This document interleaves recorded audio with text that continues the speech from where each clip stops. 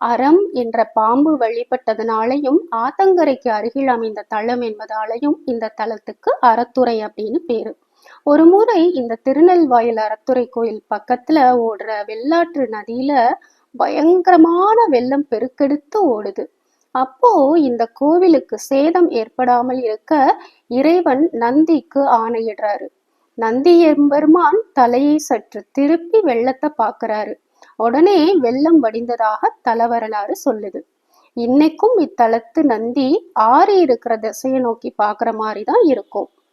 ஒரு முறை சப்த ரிஷிகள் பூஜை செய்யறதுக்கு தீர்த்தம் வேண்டி அந்த நதியை பார்த்து நீ வா என்று அழைத்ததாகவும், அன்று முதல் இந்த நதிக்கு நிவா நதி என்று பெயர் வந்ததாகவும் சொல்றாங்க. இந்த நிவா நதியோட கரையில சப்த ரிஷிகள் வழிபட்ட 8 துறைகள் அமைஞ்சிருக்கு. அதுல ஒண்ணுதான் இந்த திருநெல்வாயில் அறத்துறை. திருஞான சம்பந்தர் சிறு பாலகனா இருந்ததுனால அவரோட தந்தை அவரை தோல்ல தூக்கிட்டு போறது வழக்கமா இருந்துச்சு. தூங்கானை மாடம் சிவஸ்தலத்தை தரிசித்துட்டு இத்தலத்துக்கு வரும்போது தந்தை தோள் மேல ஏறி வரதை விட்டுட்டு ஞான சம்பந்தர் நடந்தே வர்றாரு. சம்பந்தர் தன்னோட சின்ன பாதங்கள் நோக நடந்து செல்றத பார்த்து எல்லாரும் ரொம்ப வருத்தப்படுறாங்க. வழியில மாரன்பாடி என்ற இடத்துல ஞான சம்பந்தர் தன் அடியார்களோட தங்கியிருக்காரு. அன்னைக்கு இரவே திருநெல்வாயிலில் உள்ள அடியார்கள் கனவுல இறைவன் தோன்றி ஞான சம்பந்தரோட கால்கள் நோகாமல் இருக்க முத்துப்பள்ளக்கு, முத்துக்குடை, முத்து சின்னங்கள் இவற்றையெல்லாம் அழிப்பதாகவும் அதை சம்பந்தர்கிட்ட கொடுத்து அவரை ஆலயத்துக்கு அழைச்சிட்டு வரும்படியும் ஆணையிடுறாரு.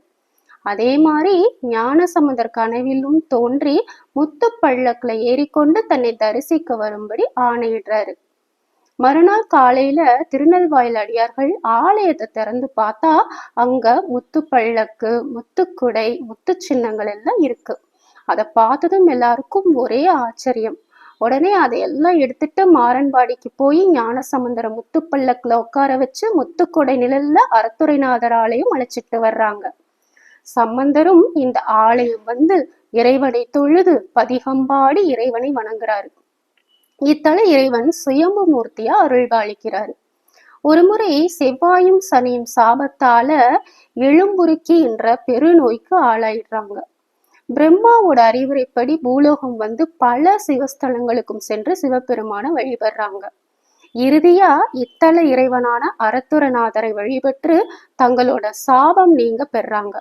அதனால சனி தோஷம், செவ்வாய் தோஷம் உள்ளவங்க இத்தலத்து இறைவனை வழிபட்டால் தோஷம் நீங்கும் என்பது ஐதீகம்.